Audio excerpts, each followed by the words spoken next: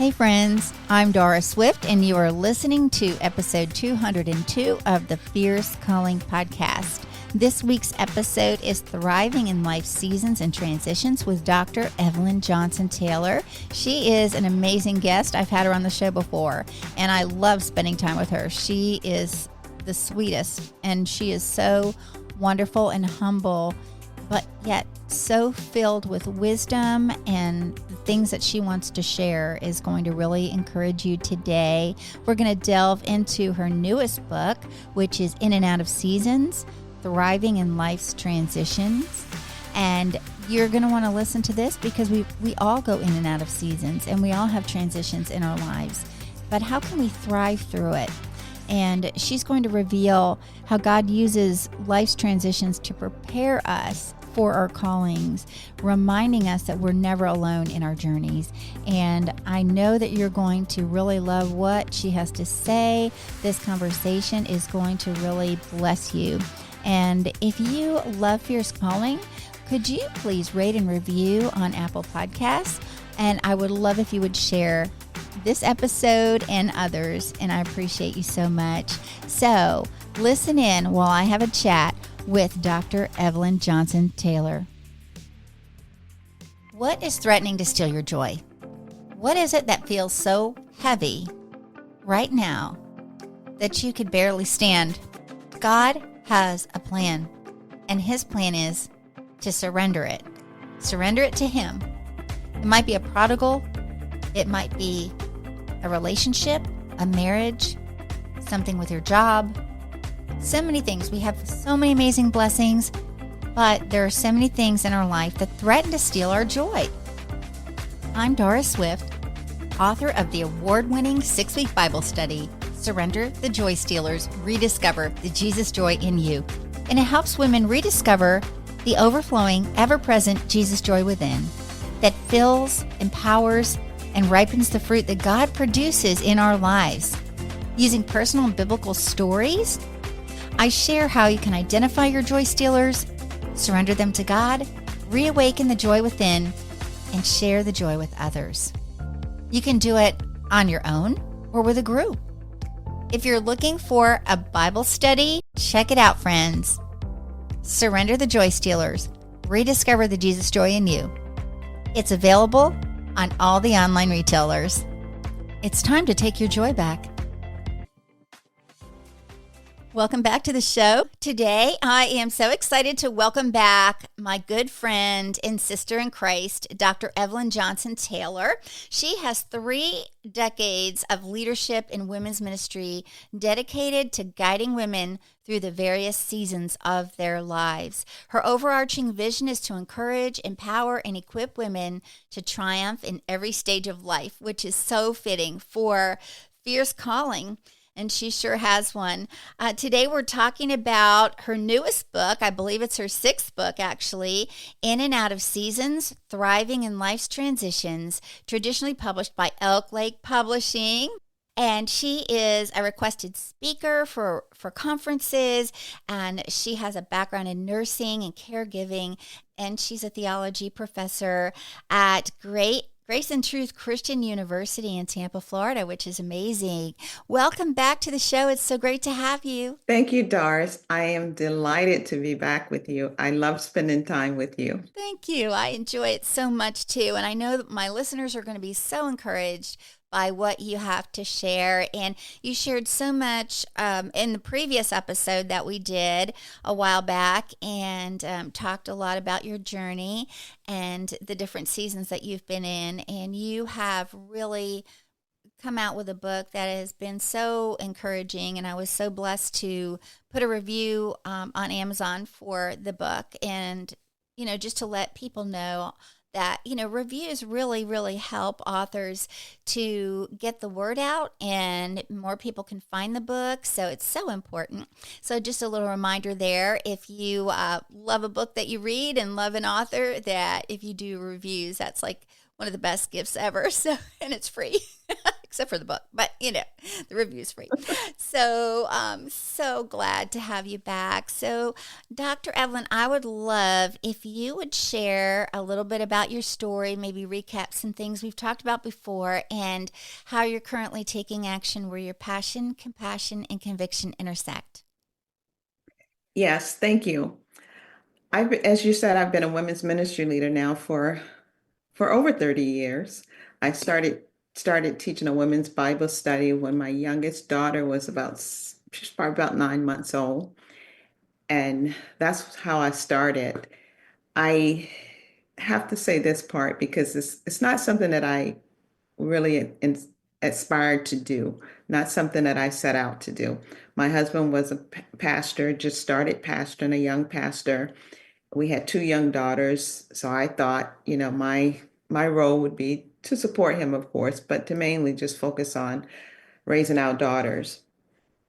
And the interesting thing happened is that women started coming to me and asking me, "Will you teach us? Will you help us?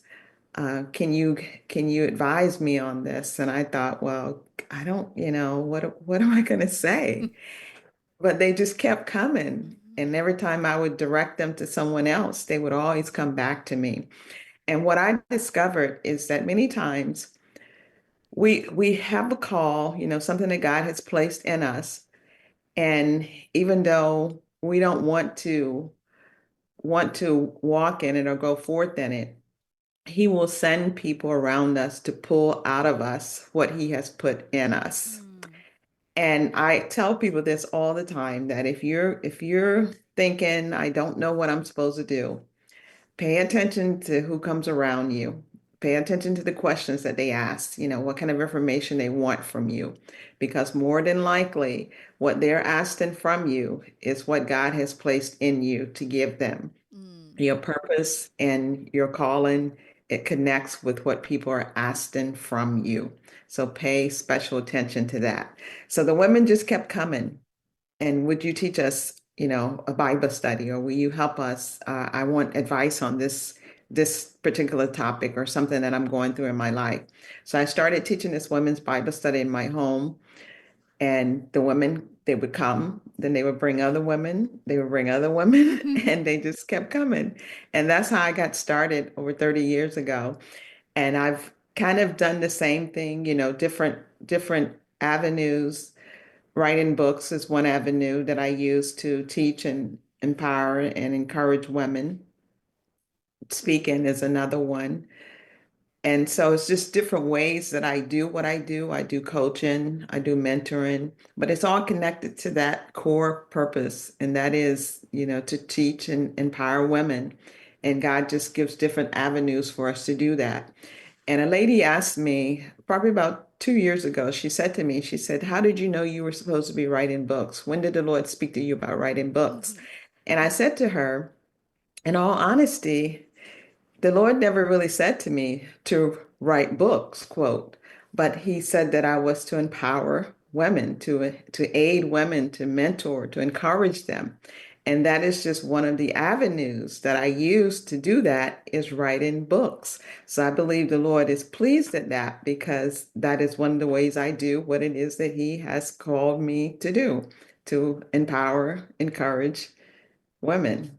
Yeah. Wow. I really love that. And thank you for sharing about your experience and the very, very wise advice of paying attention, because that God will send people to you to pull out of you what he's put in you. I love how you had worded that. You worded it much more eloquently than I did, but it was, really, really powerful. And it's so true. Sometimes we don't even realize the things that we have to offer other people. We might not even think of ourselves as someone who could be a mentor, but we're always a step ahead of someone. And the way you opened up your home and women came because women are so hungry for the word and for fellowship and encouragement and to gather together, because we need each other. And so I love that you did that. And also what I liked that you brought out the point that writing books was an avenue that like the overarching call was to encourage, equip, women. And so this is an avenue. So when we think about it, we may not necessarily hear something super specific, but we just are kind of led by the Spirit to share in different other creative ways. So I love that you said that. That was really important. So, Yeah, and that evolves over time, how you do it. mm-hmm. But the principle of what you do kind of remains or has remained the same for me. Yeah. It's just evolved over time of how I go about doing that. I don't necessarily host a women's Bible study in my home now. Mm-hmm. I mean, I teach studies sometimes via Zoom from my home, Mm-hmm. but I don't have women coming in, which is okay if you do that. But I'm just saying that it evolves over time how you do what it is that God has for you to do. But what the core or the center of what he has for you to do pretty much remains the same. That has been my experience. Yeah, that's really beautiful. And you have written so many books. You have many great books on your website that you've already written. And then this new book, In and Out of Season. I know on the last show, we talked a lot about how you cared for your husband, who was quite ill for many years, and you were a caregiver and called to also minister to caregivers. But because of your nursing background, you were equipped by God for that caregiving that you did with your husband. And I remember you sharing how that was so much part of your life, and you loved it, of course, because you loved him so much. And when that changed, it kind of, you were kind of lost. If you could kind of maybe take it from there and go forward to how this book came about. Yes, that is so true. And one of the things about I'm basically a very private person. And so it's interesting that I would be a person who write books about my life, right? Right? Isn't God funny? He has a sense of humor. But that is part of the call, it's part of what I do, inspiring women by showing them or letting them see my life, and which is what the Lord spoke to me all those years ago. Mm-hmm. Let women see you living your life, doing what you do, and they gain encouragement and inspiration by seeing you do what you do. So to be a private person, I have to tell you, a lot of times it's very uncomfortable for me. Mm-hmm. And when I wrote this book, In and Out of Season, it was another time of discomfort because I share in the book about when my husband passed away, Mm-hmm. which was very hard for me. And you might say, well, I was a caregiver for 10 years, and you expected him to die. Why was it so hard? And I really don't have the answer to that, but I know my experience was, and I really believe it has to do with that two becoming one Mm-hmm. in marriage. And when you lose your spouse, you lose a part of yourself because you're one. And that's what I felt. When he left, I felt like a part of me left with him. Now, I knew based on my faith and what I believed to be true and what I knew God had said concerning me, that there was much work for me yet to do in the earth. But I didn't feel like that. I felt like you're never going to do anything else. It's over. He's gone. Just retire, settle into life. There's nothing else for you to do. But I knew that wasn't true. So what I had to do was align my feelings with what I knew to be true. And that was what God has said concerning me. Mm-hmm. And that was the journey that I set out on. And it took some time. It wasn't an overnight thing. I had to speak to myself and affirm myself and say what God has said about me and what his word said about me over and over, because I was at a place where I felt like, okay, everything that you've ever thought you would do is not going to happen now because Scott's gone. He was a strong supporter, a good husband, a man of God, someone who prayed for me, prayed over me, covered me. And I felt uncovered, exposed, very vulnerable, like I would never do anything significant with my life again. And I know that may sound strange for somebody who had been a women's ministry leader at the time for well, 25 years, close to 25 years at the time. Mhm. And I had spoken to the lives of many women, but that's just how I felt. And I just have to be honest, that's how I felt. But I knew that wasn't true. So I had to align my feelings with what I knew to be true. And that was what God's word said about me. So in this book, I do share very openly about that journey of how I was feeling and the loss that I felt and just the sadness and believing that things would never work out for me. But what I was able to do, and it was important to me, and I know people grieve differently, but for me, I had to take a moment just to sit with my grief and trying to get some direction and clarity about what had happened and what that meant for me on the other side and what life would look like for me as a widow. And so I had to take some time to do that. I went to grief counseling and spent some time with a counselor who helped me kind of understand the journey and what the journey was like. I had strong support from my family and my church family and just people around me, but I still needed to take a moment to sit with it. So what I did was I kind of backed away from responsibilities willingly and just to take some time to embrace where I was and understand as much as I could what was happening. And when I did that, I began to get some clarity and an understanding that, my husband, Scott, he finished his assignment. He had fulfilled his assignment in the earth. But the fact that I was still here meant that I had not fulfilled mine, that there was still work for me to do, and that I would do and would continue to do whatever that looked like. It would look differently, but I would still continue to do what it is that God had planned for me to do. Even though it may look different to me, I would do it. And that's what happened when I was able to just take some time to settle myself, to step back from some responsibilities that I had, and just get some clarity and focus on what the future would look like. And I know not everybody does it like that. Some people tell me they like to dive into work and busy themselves. And if that's what works for them, then I'm okay with that. But that wasn't what I wanted to do. I needed to take some time. And one of the reasons I wanted to do that was because, like everything else in my life, I knew God would use it at some point for me to help another widow or someone who'd lost someone close to them. And if I was going to be able to help them, then I needed to know what to say to them. I didn't want to just say, well, I don't know. I don't know how I got over it, but I wanted to be able to give them some tools, some instructions, some strategies, some tips on what they could do. And that was the reason I wanted to take my time to grieve, to feel the loss, to sit in it, to be present in that moment, and just to embrace it and get some clarity so that I could help somebody else who was coming after me. Mm. That is really going to encourage someone right now who's listening because, as you said, you took some time to kind of sit in your grief and to just lay some things down.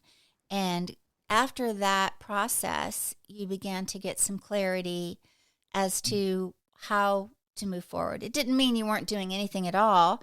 It just meant Right. that there were certain things that you needed to wait on the Lord as you worked through what you needed to work through. And like you said, if people have shared that they jump right back into things and maybe do it that way.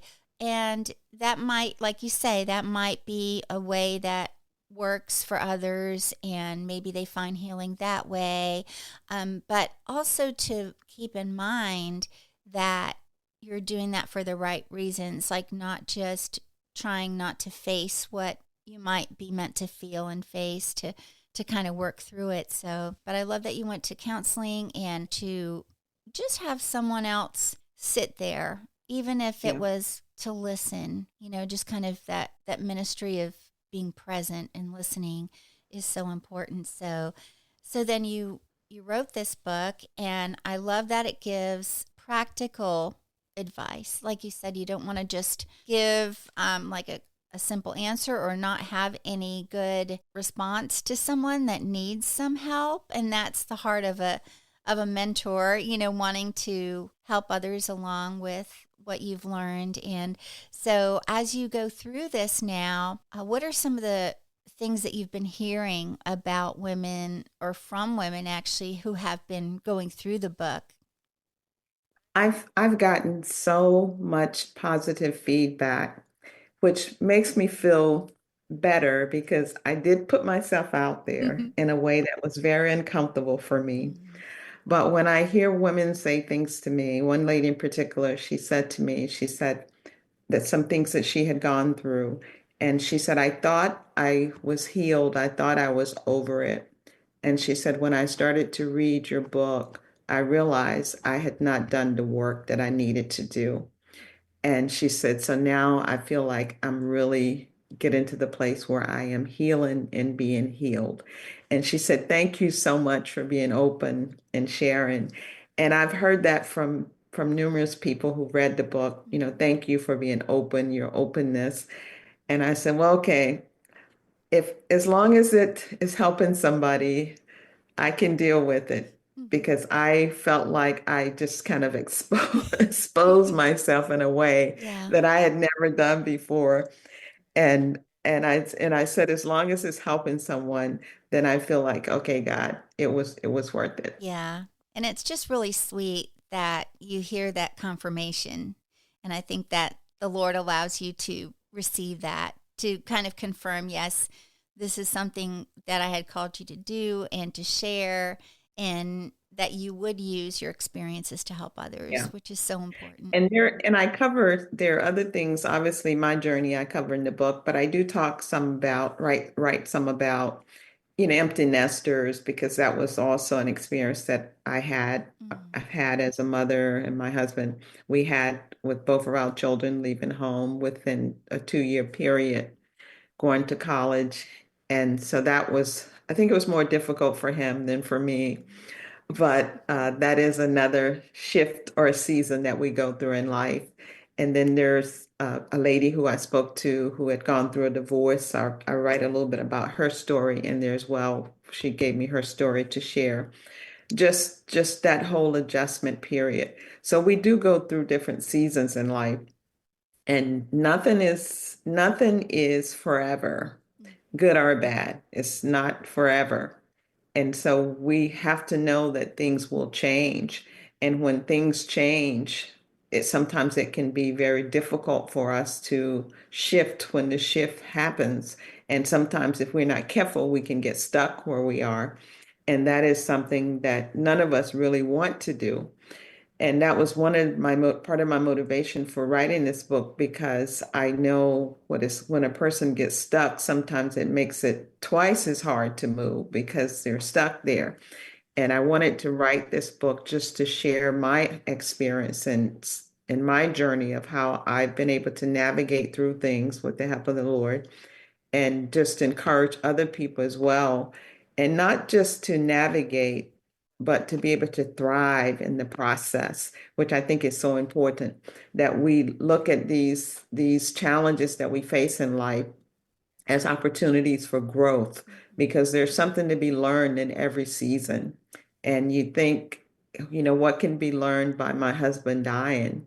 But I can tell you that as a result of my husband's death, I have such a new compassion and empathy for people who are suffering losses, whether it be spouses or jobs or, you know, children, but just such a new empathy for them, having had that experience. And so I feel like whatever the Lord allows us to go through, that there's something in there for us to learn that we can help the next person who may encounter that. So this book, I believe, from what I've heard from people, they have been encouraged by it. I had someone contact me the other day, I guess it was maybe last week or week before last, who was 6 months a widow, and they said they had to put it down a couple of times because it was kind of hard to read it. but they understood and they could see themselves in that journey. And I think for me, when I read a book and I can see myself in it, Hmm. it always helps me to know that I'm not alone. Yeah. And that was when people ask me, what do you want people to get out of the book? There's so many things I want you to get out of it, but the most important thing for me is I want the reader to walk away knowing that they're not alone. Even if it's just the pages of the book, there's somebody else who has walked this journey and you're not alone. Beautiful.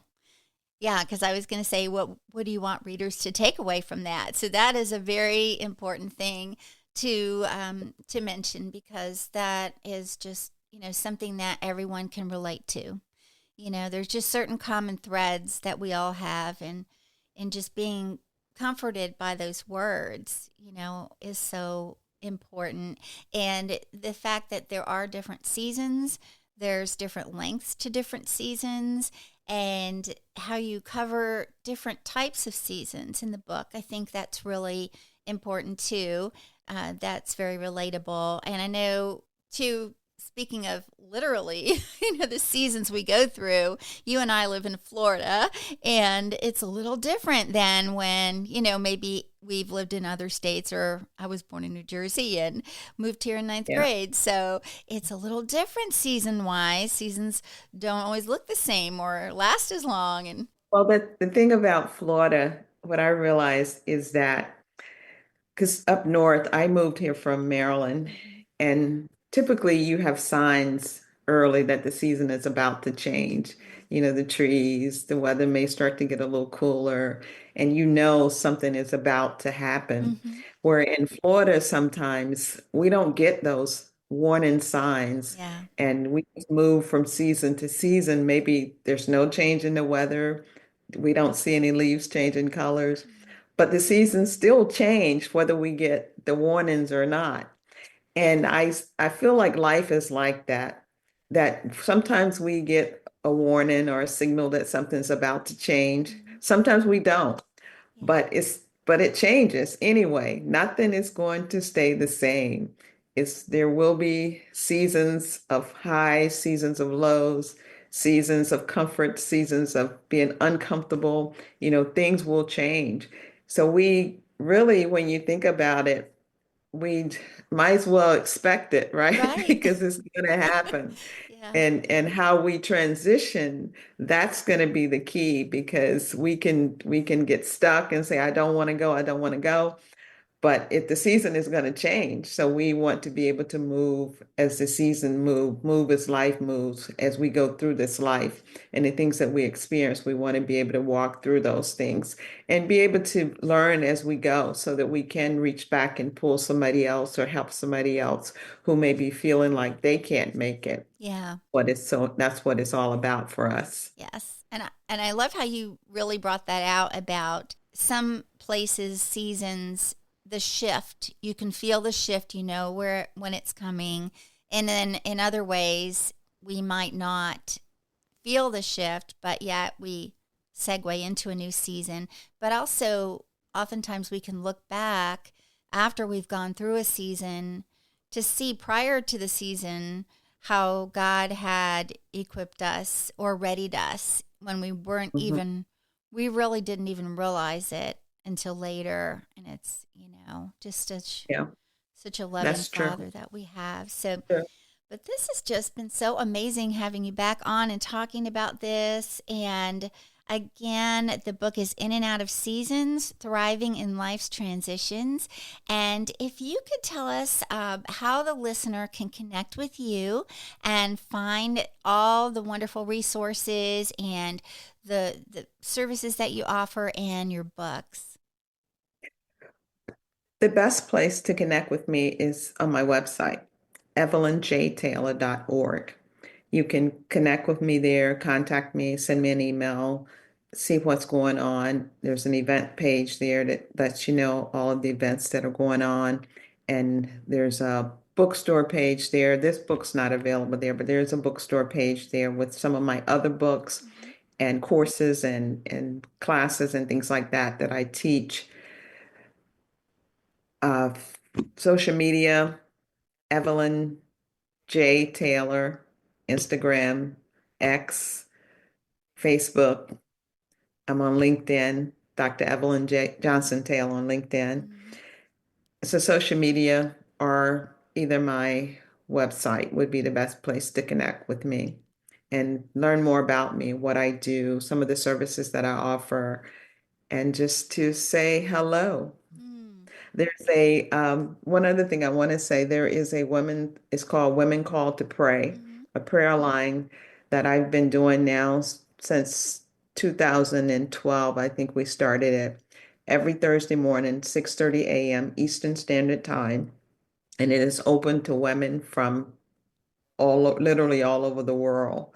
Anyone who wants to join in, there's a number that you dial in. You don't have to get dressed or anything. It's all telephone, so no one's going to see you.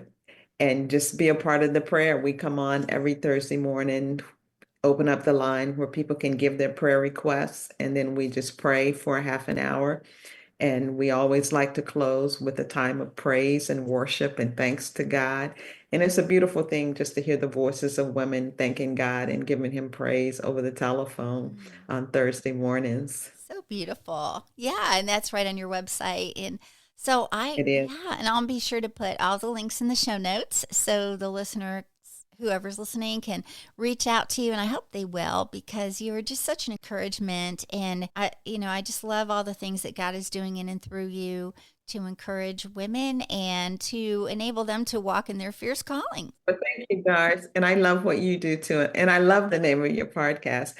It every time I hear you say fierce calling, it kind of gets me excited because it tells you that there's some fight Mm. that you have to engage in order to fulfill what it is that God has called you to do. Amen. You have to be ready, prepared. Amen. Amen. And every woman of God has a fierce calling. So if you're listening right now, God has a call for you and call on your life. And just like Dr. Evelyn had said earlier in the show, listen and just pay attention to what he's doing with others in your life to seek out what advice and the gifts that you have. And you've got gifts to give. So I just would want to encourage everyone that's listening that, because sometimes women might feel like they don't have much to offer, or that because of where they've been or what they've done or what's been done to them, that they cannot be used by God or serve him. And that is not true, right? That's a lie. That is a lie. And we are That not is going to not believe that. true. That is not true. That is not That true. is not true. So I hope that really encouraged you today if you're listening in. And thank you so much again for being on the show, Dr. Evelyn Johnson-Taylor. And you have so much more coming out, I'm sure, that we will be seeing as we go along. So be sure to follow her, join her email list so you can get all of the updates. It's right on the front page. You can join it. And we just loved having you on today. And God bless you and your ministry and all that, God has called you to share, and keep walking forward, walking in the calling. I love that, how Paul says, walk worthy in the calling with which you were called. So Yeah. we want to do that as women of God. So thank you so much, and God bless you, and we will talk soon. Thank you, Doris.